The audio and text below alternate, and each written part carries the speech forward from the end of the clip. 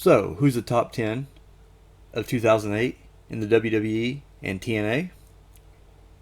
At number 10, the Samoan submission machine, Samoa Joe. This year, Samoa Joe finally realized his dream and became the world champion. He had to put his career on the line to capture it, but he was able to defeat Kurt Angle in the 6 sides of steel to win the title. After that, he defended against all comers, beating Kaz and Scott Steiner in a 3-way match, defending it in the King of the Mountain match against Booker T, Christian Cage, Rhino, and Robert Roode, also becoming the first person to enter that match as champion and keep his title at the end. Beat Booker T in the 6 sides of steel with weapons on the wall, and finally beat Cage and Angle in a 3-way match. Incredible year for Joe. This is Joe's 4th consecutive top 10 in a row.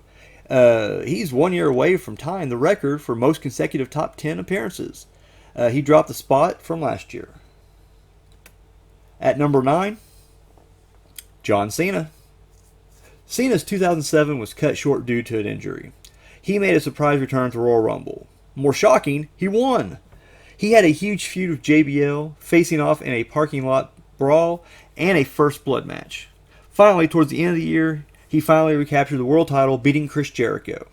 This is Cena's 5th consecutive top 10, tying the record with AJ Styles. He is dropped from the number 1 spot from last year. At number 8, The Undertaker. You just can't count the dead man out. First, he won an Elimination Chamber match by defeating Batista, Big Daddy V, Finlay, The Great Khali, and MVP to earn the world title shot at WrestleMania. He would go on to headline, keep his undefeated streak, and beat Edge for the world title at WrestleMania. They would feud for the rest of the summer, with Taker winning most encounters. Edge was able to beat Undertaker in a TLC match where Taker's career was on the line, but it was later overturned and Taker got his revenge by beating Edge in a Hell in a Cell match at SummerSlam. When he set his sights on Vicky Guerrero, Big Show stood in the way. Show won the first encounter, but Taker would beat Show in a last man standing match and a casket match to end the feud and the year. This is Taker's 5th top 10 appearance and his first since 2001. At number 7, Gail Kim. Another great year for Gail Kim as she led the Knockouts division to new heights. She started off the year as Women's Champion and in a rivalry with Awesome Kong. She would successfully defend the title against Kong in a no DQ match. She would then team with ODB to beat Kong and Raisa Saeed in a 6 sides of steel match. After her title run, she would gain number 1 contendership by winning a 10-woman makeover battle royal. This would put her in the crosshairs of the Beautiful People. She formed an alliance with ODB and Roxy to beat the Beautiful People, then beat Angelina Love one-on-one, then team with ODB and Taylor Wilde to beat the Beautiful People, and her old rival, Awesome Kong. Just an incredible year for Gail Kim. This is her 2nd appearance in the top 10. She ranked number 5 last year. At number 6, Homicide.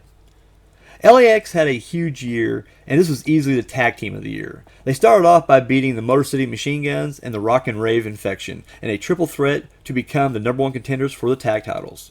Eventually the titles were vacant and the tournament was put in place. At Sacrifice, LAX defeated Kip James and Matt Morgan, AJ Styles and Super Eric, and Team 3D in the Deuces Wild Tag Team Tournament to become the tag champions. This would kick off feuds with Team 3D and Beer Money Incorporated, the latter of which they would defeat in a Fans Revenge Lumberjack match. After the title run, LAX remained in the title hunt as they both were able to capture a briefcase in the Feast or Fired match. The only reason I rank Homicide lower than Hernandez is because Homicide would have an unsuccessful match in the X Division. At number 5, Taylor Wilde. This plucky underdog defied expectations at every turn, beating Awesome Kong in her first match to win the women's title. She would go on to have an undefeated pay-per-view streak this year, successfully defending her title in the rematch with Kong, then teamed with Gail Kim and ODB to beat Kong and the Beautiful People. Then she would have successful title defenses against Angelina Love and then Kong and Roxy in a triple threat. She would form a friendship with Roxy and they would go on to beat Kong and Raisa Saeed. She would then close the year out teaming with ODB and Roxy to beat the Beautiful People and Charmel. An incredible rookie year. At number 4, Beth Phoenix. What an incredible year for women's wrestling. This is the first time that we've had more than one woman on my top 10. Period. And the one who outshined them all was Beth Phoenix. At WrestleMania, her and Melina would beat Ashley and Maria in a lumberjill match. Later, that partnership would implode and she would beat Melina in an I Quit match. Then she would team with her boyfriend Santino Marella to beat Mickie James and Kofi Kingston to win the women's title and the IC title respectively. She would go on to defend against former champion Candice Michelle. Beth would end her year as sole survivor in the Raw vs. SmackDown Women's Elimination match at Survivor Series. At number 3, Showtime Eric Young. If last year was about Eric Young stepping up, this year is about him facing his fears.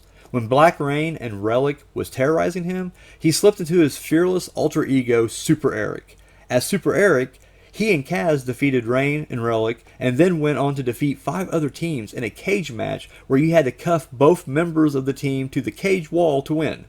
He and AJ Styles defeated Awesome Kong and BG James in the Deuces Wild Tag Team tournament before being knocked out in the semifinals. When he reverted back to Eric Young, Showtime was more focused and serious. He won a 10-man X Division elimination match to become the number 1 contender for the X Division title, a title that he'd win after beating Sheikh Abdul Bashir at the end of the year. This is Eric Young's second appearance in the top 10. He's up 4 spots from last year. At number 2, Triple H. A huge year for the H-Man. At No Way Out, he won an Elimination Chamber match to become the number 1 contender for the world title at WrestleMania. He didn't win it at WrestleMania, but he did at Backlash, beating JBL, John Cena, and Randy Orton in a 4-way elimination match. As world champion, he defended against all comers. He beat Orton twice, once in a cage match and once in a last man standing match. He'd pick up wins against Cena, Edge, and the Great Khali. He successfully defended his title in a championship scramble. He picked up back-to-back wins over Jeff Hardy. Truly an incredible year for the game. This is Triple H's 4th appearance in the top 10. He's up 6 spots from last year. And number 1, Big Super Mex Hernandez. See number 6.